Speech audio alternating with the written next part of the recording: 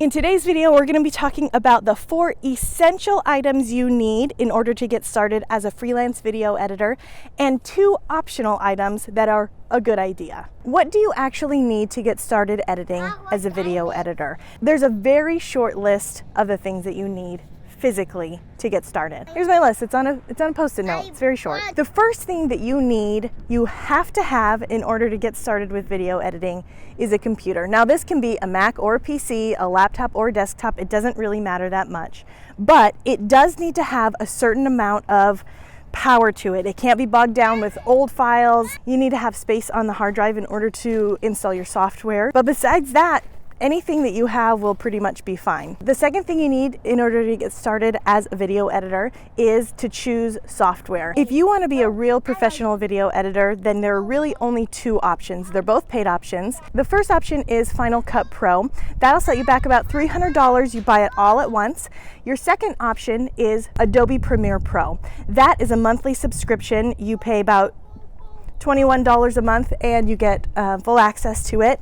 I started editing in Final Cut, but I since have moved over to Premiere Pro. I think it's easier, I think it's a better program, and I think it's more widely used, so that is what I teach in my masterclass. The next thing that you need to get started with video editing is a pair of headphones. Now these don't have to be $200 noise canceling headphones. They can literally be the headphones that came with your iPhone. Whatever it is, it really just depends on the level of noise that you are dealing with when you're editing. If your computer is in a family room or if it's in a high trafficked area of your house, then you might want something a little nicer. A lot of the time I edit without headphones, but sometimes I do have to pull them out just to cancel out some of that noise so that I can hear a little bit better without having to blast my computer. Number 4, you need to have an external hard drive. Video files can be humongous. They're bigger or smaller depending on how they're shot, what camera they're shot on, etc., etc. There's so many different factors, but you as an editor need to have room no matter what sort of footage you get.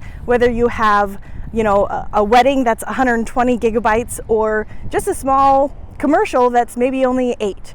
Whatever it is, you need to have room for it. And the more files you have on your computer, the slower your editing program is going to run. So having that external drive is going to be huge in helping you accomplish your work and do your work every day. Those are the 4 things you absolutely need in order to get started with video editing. However, I want to add 2 additional options. The first one is a Dropbox account, a professional Dropbox account, because some of your clients are going to send you a hard drive in the mail or send you footage on a flash drive. But more and more these days, my clients are sending me things just through a cloud, just through Dropbox. And so I have a professional Dropbox account. I'm able to hold so many terabytes. I was looking at it the other day and I'm like, how am I ever going to fill this up? It's so much storage. But if you don't have that option, then clients are not going to be able to work with you and to use you. And so a Dropbox account is something that maybe you don't have to get first. You don't have to start with a Dropbox account, but if you have paying clients, that's something that you should plan for and that you need to budget for very soon in the future. The last thing you really should have if you're a video editor is just some sort of account, whether it be on YouTube, on Vimeo, whatever it is that you can upload your videos. That's something that is really valuable. Clients are going to want to see your work before they hire you. One thing that I do in my masterclass is that I will give you an entire wedding. I'll give you samples to be able to edit, not only so that you have something to practice editing, but also so that you then have samples to be able to send to potential clients. All right, that's all for this week. Thanks for watching. Don't forget to like and subscribe and find me on Instagram at I am Sarah Rosendahl. See you back next week.